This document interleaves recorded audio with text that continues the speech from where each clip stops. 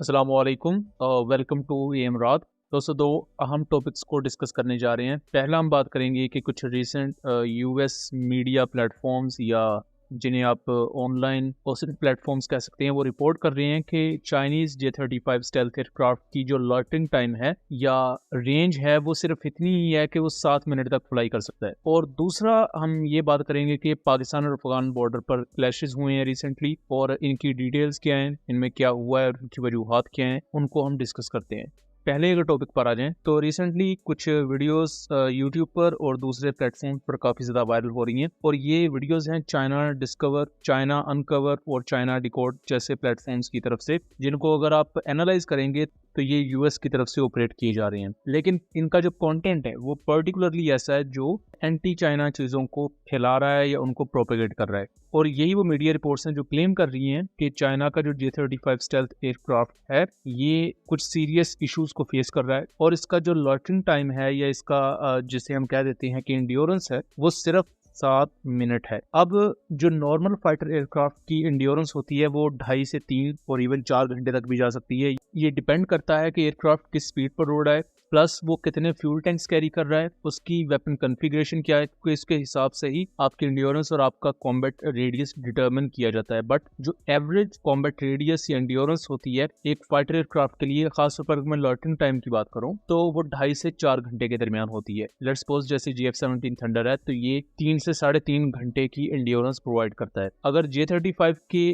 Combat radius की बात की जाए तो इसका कॉम्बैट रेडियस 1200 किलोमीटर से ज्यादा क्लेम किया जाता है, 1200 किलोमीटर से 1600 किलोमीटर के दरमियान। यानी कि इसकी जो फेरी रेंज है, यानी कि इसकी total range full fuel capacity के साथ वो 3500 किलोमीटर के अराउंड बताई जाती है, 3500 से 4000 किलोमीटर के दरमियान। तो कॉम्बैट रेडियस ये होता है कि अगर ये 1500 किलोमीटर तक फ्लाई करके अपने टारगेट को हिट करता है या कोई ऑपरेशन सर अंजाम देता है तो इसके पास उतना ही फ्यूल बच जाता है कि ये वापस अपनी एयरबेस पर लैंड कर ले। लेकिन जो 7 मिनट का ये लॉन्चिंग टाइम बताया जा रहा है ये एक फाइटर एयरक्राफ्ट के लिए बहुत ही ज्यादा कम है। मींस ये आप कह लें कि अगर किसी एयरक्राफ्ट का 7 मिनट का लॉन्चिंग टाइम है तो उसे बनाने का भी कोई फायदा नहीं है। ऐसे एयरक्राफ्ट को वैसे ही कंपनी स्क्रैप कर देती हैं। लेकिन अगर इस पूरे सिनेरियो को अगर आप डिकोड करें तो जो न्यूज़ एजेंसीज इसको क्लेम कर रही हैं वो यूएस बेस्ड है, जो कि ऑब्वियसली एंटी चाइना प्रोपेगेंडा को प्रोपेल करेंगी या एंटी चाइना नैरेटिव चलाएंगी। और इवन यूएस के जो कुछ पॉलिटिकल फिगर्स है वो भी इसको रिपोर्ट कर रही हैं इन्हीं न्यूज़ एजेंसीज को।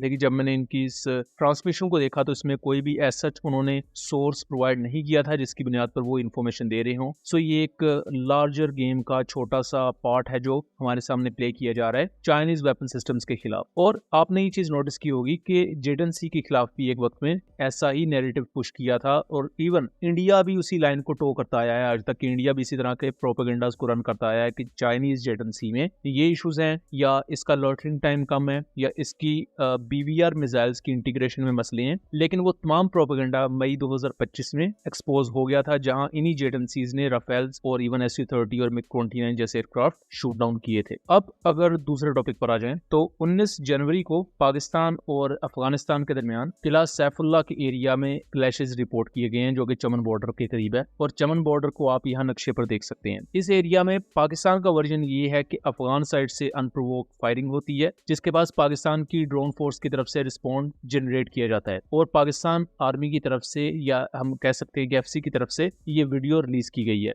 FC की तरफ से जो वीडियो रिलीज की गई है उसमें हम देख सकते हैं कि पाकिस्तान का Ababeel MR-10 quadcopter Afghanistan military के एक कंपाउंड पर अटैक करता है और यहाँ हम इस पर्टिकुलर एरिया पर इम्पैक्ट और डैमेजेस देख सकते हैं। पाकिस्तान के वर्जन को अगर साइड पर रखा जाए तो अफगान साइड ने इस पर कोई भी बयान अभी तक उस तरह जारी नहीं किया है और अफगानिस्तान के इवन ऑफिशियल और अनऑफिशियल सोर्सेज भी इस पूरे मामले पर खामोश है। इसके साथ साथ एक अहम चीज ये भी है कि 19 जनवरी को ही काबुल में एक चाइनीज रेस्टोरेंट के बाहर एक टेररिस्ट अटैक हुआ है जिसमें 7 जो सिविलियंस थे वो शहीद हुए हैं। इनमें 4 खवातीन थी और ये अटैक उस वक्त हुआ जब इससे एक दिन पहले ताजिकिस्तान आर्मी ने अफगानिस्तान से आने वाले 4 टेररिस्ट को अफगानिस्तान और ताजिकिस्तान के बॉर्डर पर इंगेज किया और ये 4 टेररिस्ट जो थे या मिलिटेंट्स थे ये वहां मारे गए। अब ताजिकिस्तान की आर्मी ने डायरेक्टली यहाँ अफगानिस्तान का नाम लिया है और इस पर चाइना ने भी अपने जो नेशनल्स हैं उनके लिए वार्निंग जारी की है कि वो ताजिकिस्तान और अफगानिस्तान के जो बॉर्डर एरियाज पर हैं, मुख्तलिफ प्रोजेक्ट्स का पार्ट है, वो इन एरियाज को वेकेट कर दें, क्योंकि इन एरियाज में एंटी चाइना